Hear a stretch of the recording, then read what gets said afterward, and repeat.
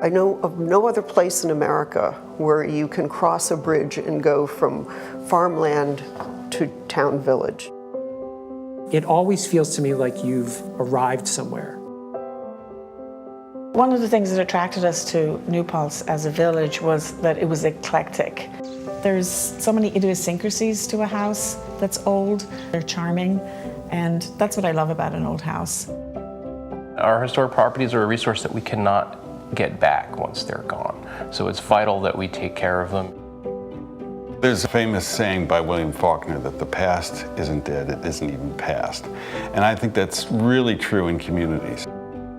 One of the secrets that you need to uncover in order to do successful planning is, what has the past of this community been like? And the extent to which that's apparent is not only good from the perspective of a professional planner, but it also helps the citizens and community members maintain an awareness of where they've been. You know, another important part of why history is relevant to today and why we should care about these preservation efforts is, if you think about New Paltz, it's one of the first refugee communities in the country, and it's one of the only surviving refugee communities in the country. I think the reality is that we all respond to the built environment in which we live. West of town, you have essentially unbroken farmland and forest land. Up the hill, you have a college with early 20th century buildings around a historic quad, mostly very well preserved. Down the hill, you have the regionally and nationally important resource of historic Huguenot Street. And in the middle of it all, you have a vibrant residential and commercial core. It's a really successful and enduring walkable downtown. The heart of environmentalism is preserving your resources. Historic preservation literally is about preserving the resources that we have. The idea that historic preservation is compatible with good economic development is something that I believe in wholeheartedly. You know, valuable, unique assets, and protecting and preserving them just makes a great deal of long-term economic sense. We're never going to be able to get this stuff back, so protecting it now and building on it, that's the direction we should be headed in from a planning perspective. Looking backwards is as important as looking forwards in any community planning. Main streets certainly evolved organically in the past. One of the reasons I think it's really important to preserve the streetscapes that we have and the neighborhoods that we have is that they remind us of our heritage. We want to be considerate of the history as it's manifested in our neighborhoods, in the downtowns that we have, and in the particular architecture.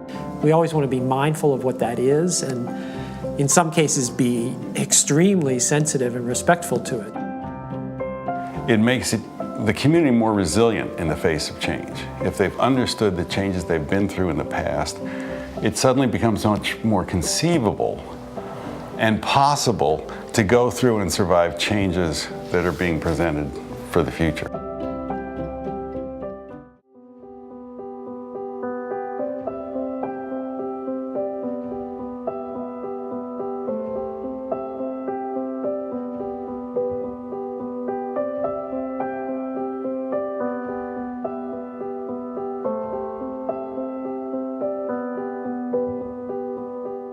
The village of New Paltz got its own Historic Preservation Commission in the year 2001 as part of a national program called the Certified Local Government Program.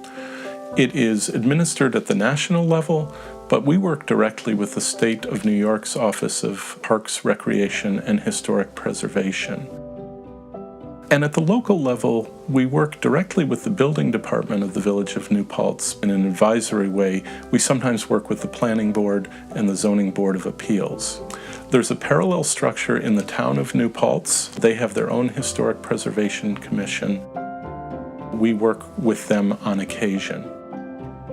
The modern historic preservation movement really took off in 1966. Of course, there have been local efforts in places like New Orleans and Charleston, and I'm happy to say also in New Paltz. But the major step took place in the aftermath of the tragic loss of Penn Station in New York City. It was an event that really energized preservationists and the population at large to create a set of legal protections for historic properties. The Preservation Act in 1966 affected federal agencies and federal processes and projects. We got our own version of it in New York State in 1980, and that's when the Office of Parks, Recreation, and Historic Preservation was created.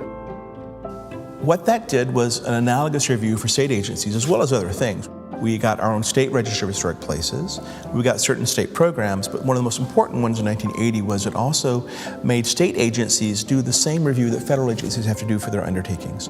The state agencies, just like federal agencies, have to go through a preservation review at our level to make sure that state undertakings, public money, public shared effort are not hurting our shared historic heritage. Today we have one of the largest state preservation offices in the country. We're the busiest for National Register.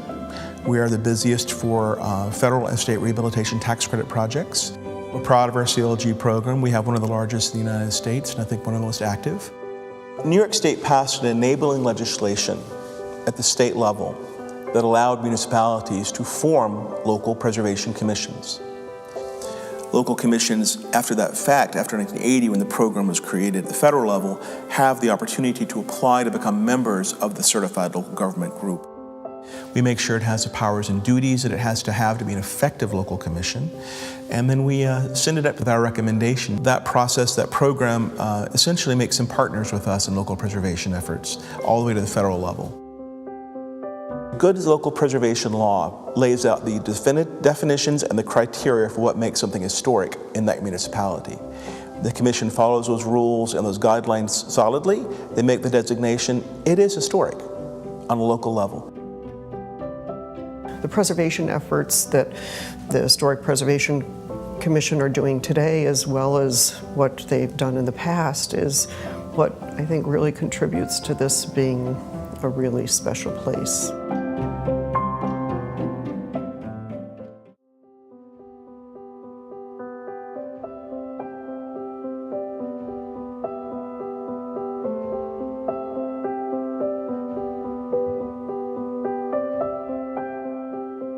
The landmark designation process will allow the Commission to consider whether a property has met certain criteria, certain specific criteria that have been identified.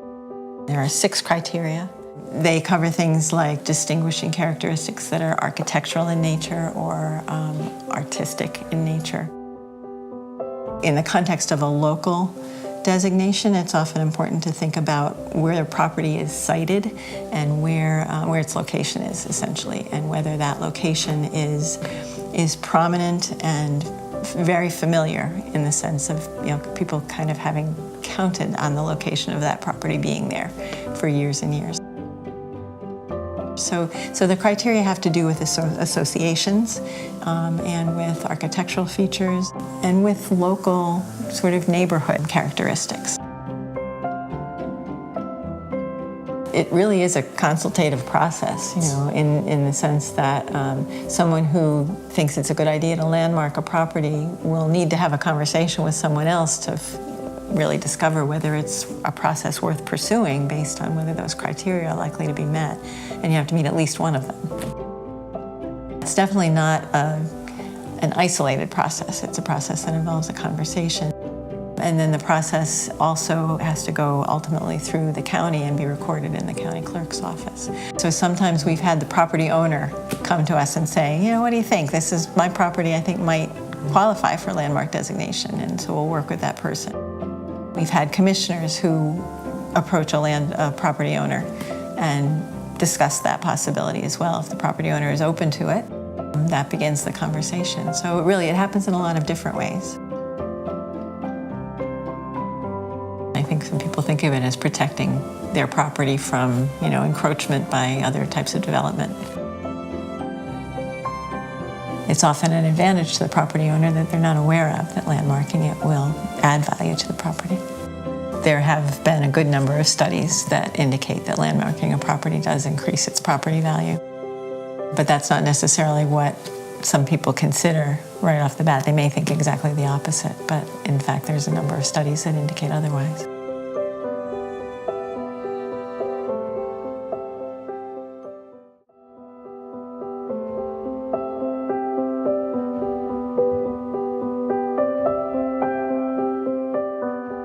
We are imprinting on our house, but it's going to be there for somebody else along with everything else.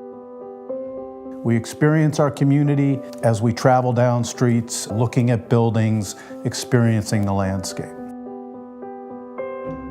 Where you can really look back and say, gosh, this is who I am. When I look out my window, just about any of my windows, as my great aunt used to say, there's a view from every window. And knowing that those views will probably not change significantly, they're all very historic or very beautiful. Historic preservation is critical as an ingredient and aspect of planning in New Paltz. The community's built heritage and its sense of place is directly related to how we develop as a community and how we grow in smart ways. We've got responsibilities to the community at large. There are standards that we're entrusted to uphold, but we're also working with the individual property owner to try to make that outcome as good as it can possibly be for as long as you own that property and beyond. So we're interested in increasing the value and the saleability of your property by doing something that's historically accurate and has an integrity with the property that you own.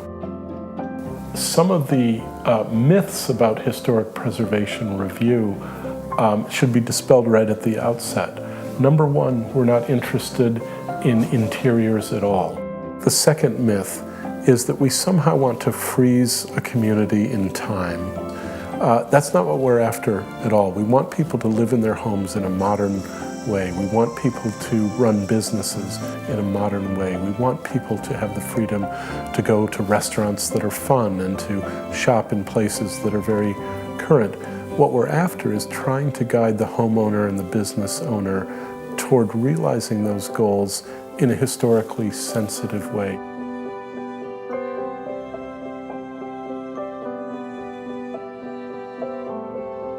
When the HPC considers an application, we start by looking at the bigger picture.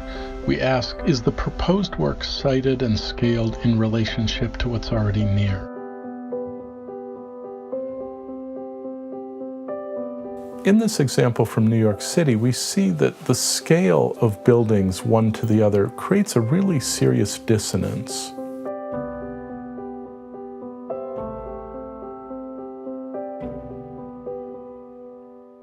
Roof shapes and sizes are a very important part of what makes historic properties historic. As you see in these details, roofs convey a lot of history, and roofs and roof details are things that we really work to preserve.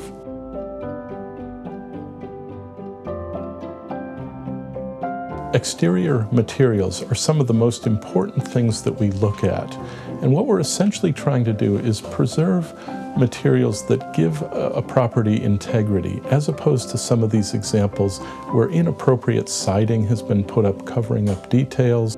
Inappropriate siding often degrades quickly and doesn't stand up the way that original materials would do. Seams show, dents and damage becomes a permanent feature, and just as important, a lot of period detail and architectural details often lost when inappropriate materials are used to cover up things like cornices and brackets and roof details. Sometimes an entire property is essentially lost to this kind of treatment. We're really trying to help people protect their investment and not make them spend money that they don't need to. In many cases, there are modern materials that appropriately duplicate what the original was. Those can save you money, and it's going to look great at the end, and it's going to stand up for a long time.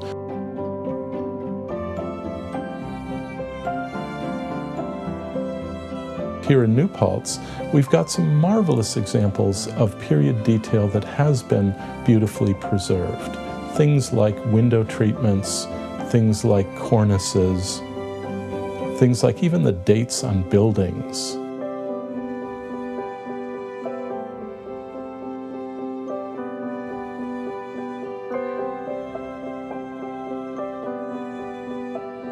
We're very careful to look at doors, windows, awnings, porches, features like that should be in every case preserved. Porches are another area of great interest to us because they convey a sense of timeliness appropriate to the property. Look at, for example, these two adjacent porches. One has been well preserved, one not at all. The same thing goes for windows. Windows are a really important part of historic preservation because they are kind of the eyes of a building.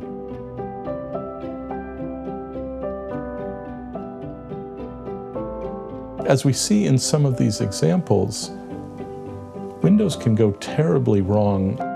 Look, for example, here. A large window completely disrupts the harmony of this building.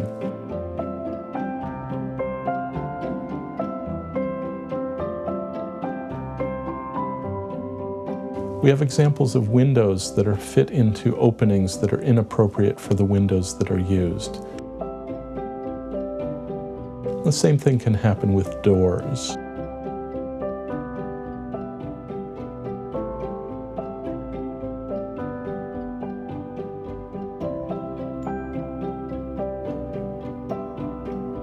Signage, lighting, and landscaping are important features that we also look at, and what we're trying to do is maintain the historic integrity of the property.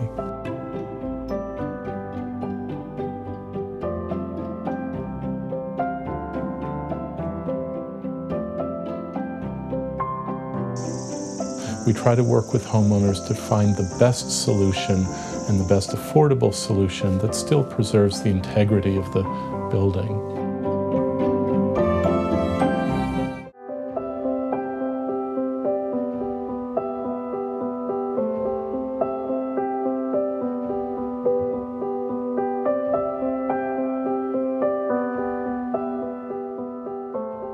When I see the plaque, when I walk into the house, it's just a little visual reminder of like the longevity of your home and how long it's stood and what it's gone through. Reminds you you're a caretaker of it as well. You know, you're there to protect it and take care of it. Make sure it's there for the next person.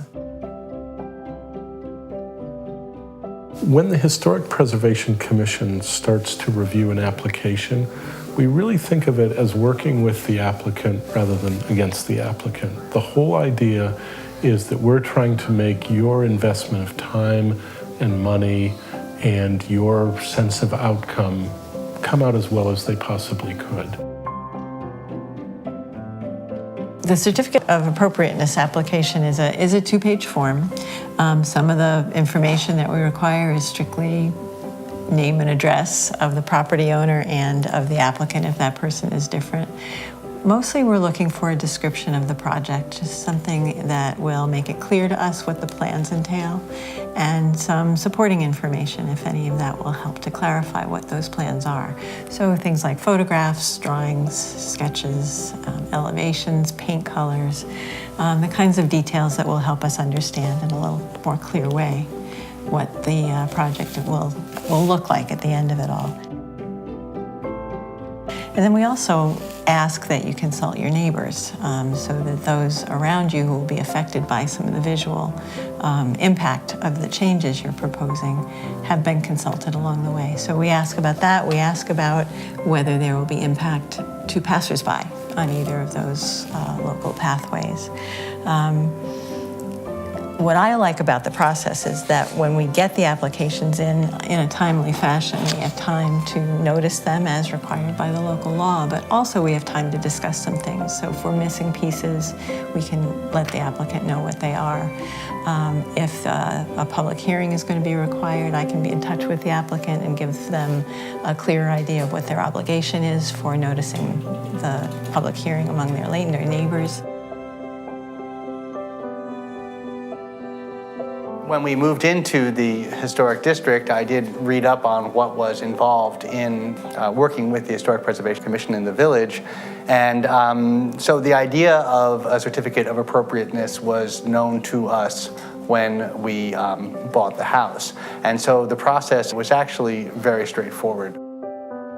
The checklist of things that we needed to supply to the HPC was just not difficult to gather. And then we had our one meeting and we moved forward from there. The suite of guidelines or standards that require someone to apply for a certificate of appropriateness seem perfectly reasonable. It doesn't prevent you from making changes or investments in your property, but it does ensure that everybody is within the parameters that we have all agreed are part of the special character of the community in the first place. I think our commission is pretty good about trying to, work with the homeowner as well as preserve the integrity of the house. And we've been able to really give people a lot of guidance, and that's something that I missed out on. I really wish that I had had that guidance. That's a very good example of how the commission can really, really help. Other neighbors have gone through the process and have been very, very happy. They walk away going, oh, gee, that was really easy. That was a very positive experience. And they get to know other people in the community. People now can say, oh, okay, I can go and knock on Sue's door and ask her a question about the process. And that's been really nice for me as well as for them, and getting to know the neighborhood.